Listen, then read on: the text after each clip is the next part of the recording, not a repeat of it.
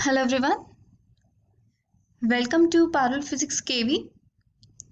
आज इस वीडियो में हम यूनिफॉर्म मोशन को थोड़ा सा डिटेल में पढ़ेंगे। यूनिफॉर्म मोशन क्या होता है और उससे रिलेटेड कुछ हम ग्राफ्स भी देखेंगे। When an object travels in a straight line and covers equal distances in equal intervals of time, then the motion of such an object is known as uniform motion.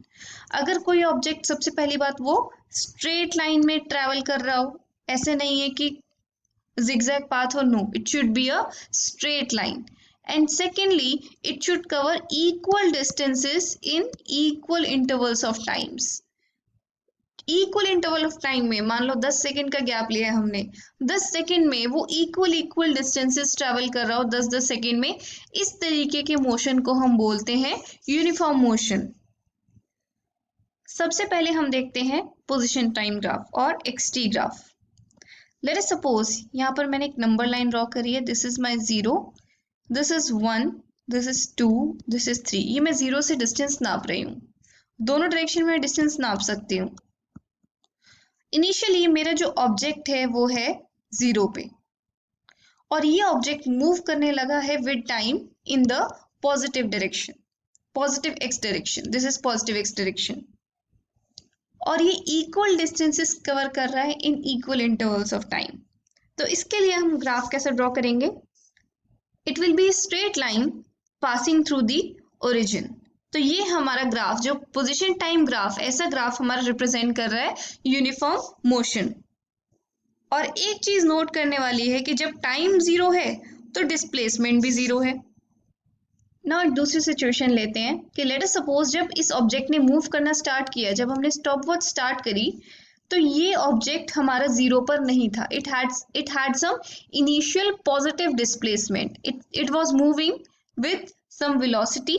और इस case में my graph will look like this will be the position time graph. और हमें दिख रहा है कि जब हमारा टाइम 0 था, then in that case my object had some initial displacement known as x naught. ये हमारा एक्स नॉट है, it has some positive displacement. Now what if we started the clock? जब हमने स्टॉप वॉच स्टार्ट करी तब object तो positive x direction में move कर रहा था, लेकिन उसकी इनिशियल डिस्प्लेसमेंट क्या थी? नेगेटिव थी। इन that case the graph will be like this, which means that at 0 time हमारे पास जो इनिशियल डिस्प्लेसमेंट है ऑब्जेक्ट की, वो कितनी है? -x0 है, लेकिन ग्राफ अभी भी पॉजिटिव x डायरेक्शन में ही मूव कर रहा है। Now there is a very important point, slope of xt graph. Slope of xt graph क्या डिटरमिन करती है? स्पीड और velocity of object. Let us suppose हमारे पास एक ऑब्जेक्ट है जो यूनिफॉर्म मोशन में है, and the graph, the position time graph for that object is given by this. तो इसकी स्लोप निकालने के लिए हम ग्राफ पे कोई भी 2 पॉइंट्स लेंगे, इनको हम नाम देंगे A और B। देन हम A और B से परपेंडिकुलर लाइंस ड्रॉप करेंगे on both x axis and y axis. कुछ इस तरीके से ये सब क्या होने चाहिए? चारों के चारों परपेंडिकुलर होने चाहिए। Now let me name these, जो मैंने ये ड्रॉप किया है, ये कोऑर्डिनेट को मैं बोलती हूँ लेट अस सपोज T1, और इसको मैं बोलती हूँ T2, इस कोऑर्डिनेट को मैं बोलती हूँ, x के कोऑर्डिनेट को x1, और इसको मैं बोलती हूँ x2। Then slope of this graph is given by x2 minus x1 divided by T2 minus T1। y coordinates का डिफरेंस, जो y एक्सिस पे जो कोऑर्डिनेट्स है उनका डिफरेंस, डिवाइडेड बाय जो x एक्सिस पे जो कोऑर्डिनेट्स है उनका डिफरेंस।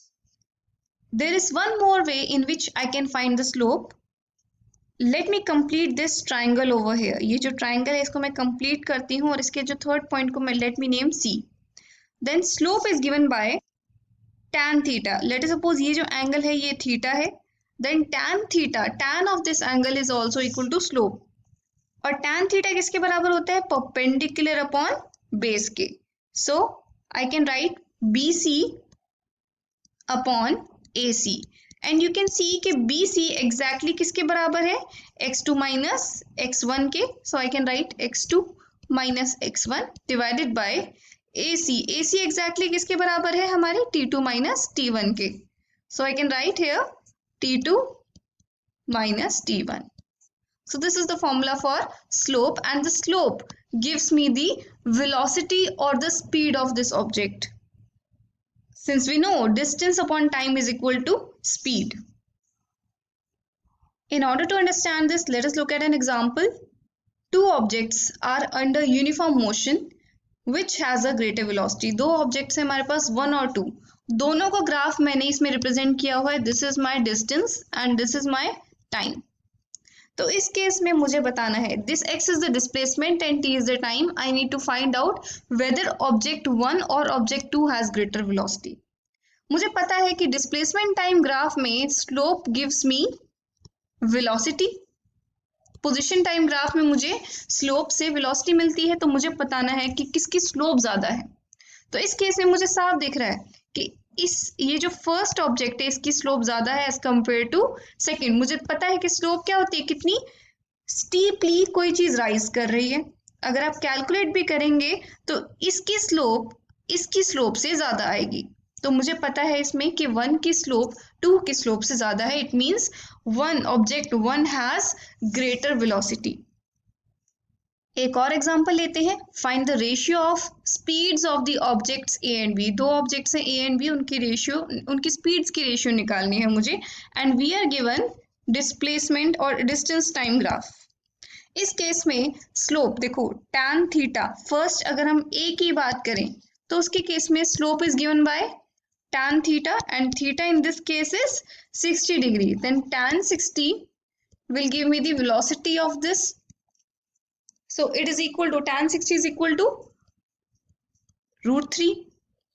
और अगर मैं B ऑब्जेक्ट के केस में बात करूं then the slope is given by tan 30 degree which is equal to 1/√3. और यहाँ पर स्लोप हमें क्या बताती है, वेलोसिटी की वैल्यू बताती है, स्पीड की वैल्यू बताती है. तो इस केस में the ratio of speeds for